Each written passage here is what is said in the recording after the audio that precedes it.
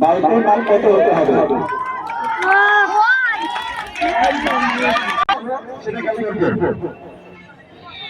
হ্যাঁ, তোমাদেরকে দেখাচ্ছে কিভাবে দুটা বস্তা সেগুলো দিয়ে নিবানো যায়, পুরাটা ঢেকে দিতে হবে। এটা ফাঁক থাকলে আগুন ধরতে হবে না, বস্তা ভিজিয়ে নিতে হবে। প্রথমত পিন খুলতে হবে, হ্যাঁ পিন খুলে তারপর ফ্রাই করতে হবে। হ্যাঁ,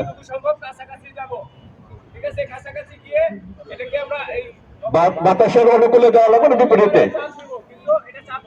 বাতাসের বিপরীত দিকে থাকবো।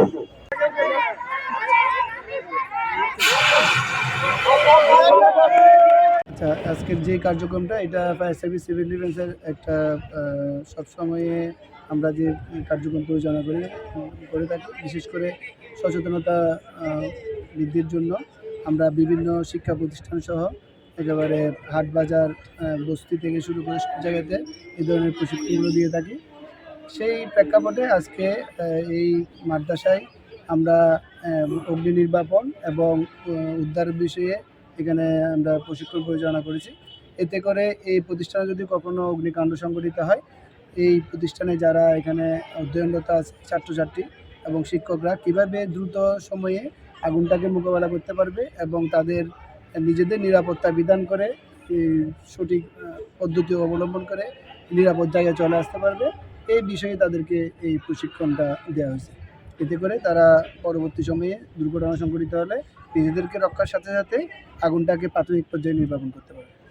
আমাদের এখানে দারুল ইসলাম তাহফিজুল কোরআনুল করিম ফাজিল মাদ্রাসায় প্রায় 650 ছাত্র আছে, যারা প্রায় সবাই আবাসিক। তো 600 স্টুডেন্ট একটা ভবনে থাকে।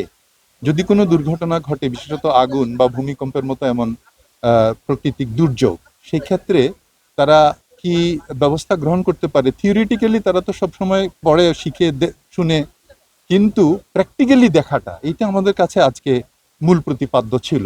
যে আমরা ফায়ার সার্ভিস ও সিভিল ডিফেন্স ডিজি মহোদয়কে ধন্যবাদ জানাচ্ছি যে তিনি আমাদের ছেলেদেরকে এই জিনিসটা শেখানোর ব্যবস্থা করে দিয়েছেন। তারা লোকালি ফায়ার ব্রিগেড বিট থেকে এসেছে, তারা দেখিয়েছে কিভাবে আগুন লাগলে প্র্যাকটিক্যালি ফায়ার এক্সটিংগুইশারটা কিভাবে চালু করতে হয়। আপনারা জানেন, দেখবেন বিভিন্ন জায়গায়, আমি নিজেও দেখেছি, কিন্তু আমি কখনো প্র্যাকটিক্যালি দেখিনি এভাবে চাপ দিলে এটা এখান থেকে গ্যাসটা বের হবে। আমিও শিখলাম এটা আমার বাচ্চাদের সুবাদে।